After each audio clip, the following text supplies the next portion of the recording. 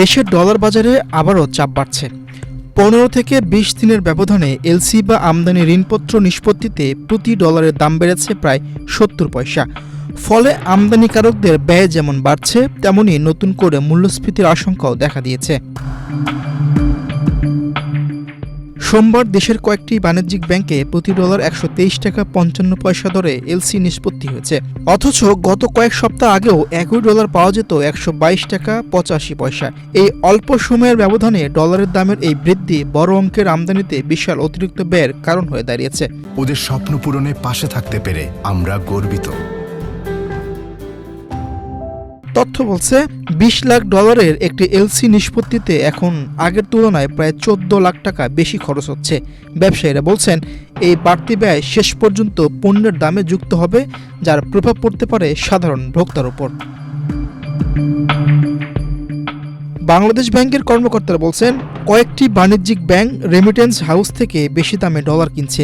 এর ফলে পুরো বাজারে ডলারের দাম বেড়ে যাচ্ছে। কারণ একটি ব্যাংক বেশি দামে ডলার কিনলে অন্য ব্যাংকগুলোকেও একই দামে কিনতে বাধ্য হতে হয়। এতে বাজারে অস্থিরতা তৈরি হচ্ছে। ব্যাংকারদের মতে, বর্তমান পরিস্থিতির পিছনে আরও কয়েকটি কারণ রয়েছে। সরকারি জ্বালানি তেল আমদানির জন্য বড় অঙ্কের ডলার পরিশোধ করতে হচ্ছে।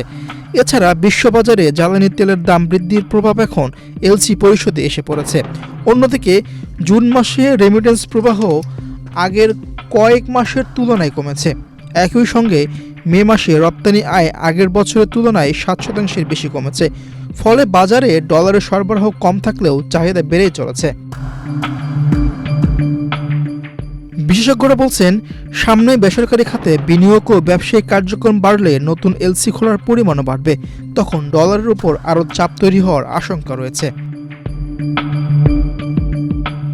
সংশ্লিষ্টদের মতে, কৃত্রিমভাবে ডলারের দাম ধরে রাখার পরিবর্তে বাজারভিত্তিক বিনিময় হার কার্যকর করা প্রয়োজন। পাশাপাশি ইন্টারব্যাংক ডলার বাজারকে আরও সক্রিয় করতে হবে, যাতে ব্যাংকগুলোর মধ্যে স্বাভাবিকভাবে ডলার লেনদেন বাড়ে। সব মিলিয়ে ডলার বাজারের বর্তমান পরিস্থিতি শুধু আমদানিকারকদের জন্য নয়, দেশের সামগ্রিক অর্থনীতির জন্য একটি গুরুত্বপূর্ণ সংকেত। এখন প্রশ্ন একটাই, ডলারের এই ঊর্ধ্বমুখী প্রবণতা নিয়ন্ত্রণে বাংলাদেশ ব্যাংক কত দ্রুত এবং কতটা কার্যকর পদক্ষেপ নিতে পারে। মীর হোসেন সরকার, বাংলাদেশ প্রতিদিন।